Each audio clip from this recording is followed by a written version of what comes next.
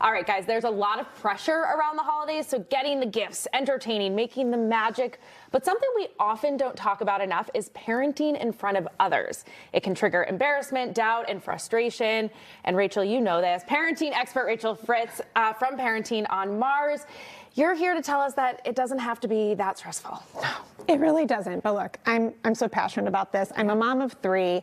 I've been in those moments, and having our most precious relationships and our most vulnerable moments play out in front of family and friends, that's really hard. Yeah. But here's what grounds me.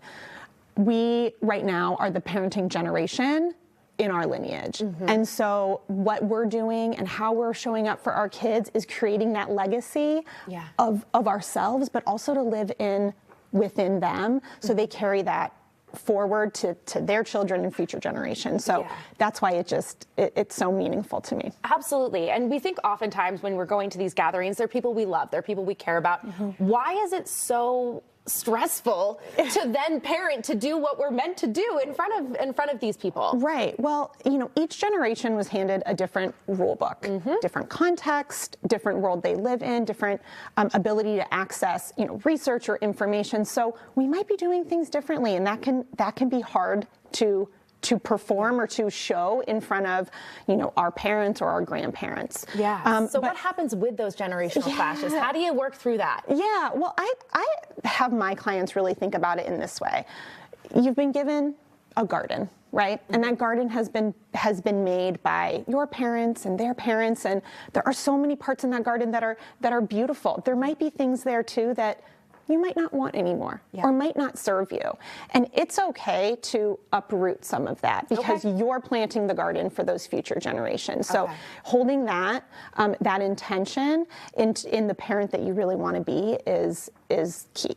Okay, so now we're parenting. We're feeling a little more comfortable with the generational differences, but we get stuck in this comparison trap often. We see it online a lot, but then all of a sudden you're in a room and your friends are doing it differently, or your siblings. Yes. How do you stop yourself from comparing yourself to the people around you? Yeah, comparison is so normal, but we also know it's the thief of our joy.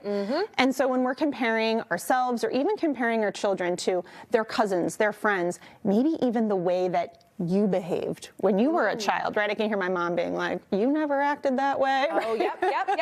And so, but when we do that, we lose sight of what's going on for our kids in that moment. All behavior is communication. Behavior isn't who our children are. It's there to communicate what's going on within their context, what's going on within them. And so when we can tune into what's underneath, then we can respond and teach and guide and lead our kids. Okay. Well, and kids can be a big part of helping this be less stressful by setting expectations. We walk into a holiday party, we know what to expect maybe, but a kid doesn't know that there's going to be 25 people there and there's going to be this food. So how do you prepare kids to kind of help maintain the situation? Yeah, well, just as you shared, any way that we can prepare them, when expectations match reality, we have a much greater chance of success.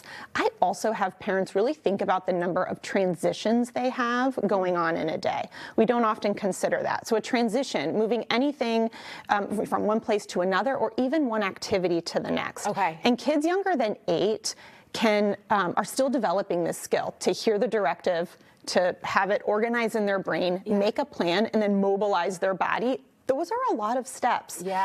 Transitions, they might not be so possible to avoid during the busy holiday season. And if they're not, you really need to walk beside your child and give them some of that extra support. Yeah, give them the expectations. This is what we're doing now, and hold their hand, for lack of better terms. For sure. Absolutely. Amazing. Well, Rachel, thank you for these tips. You're going to hopefully make it a little less stressful for some parents out there. If you guys want more, you can go to Parenting on Mars on social media or Rachel's website to get more tips. So thanks for being here. Thank you.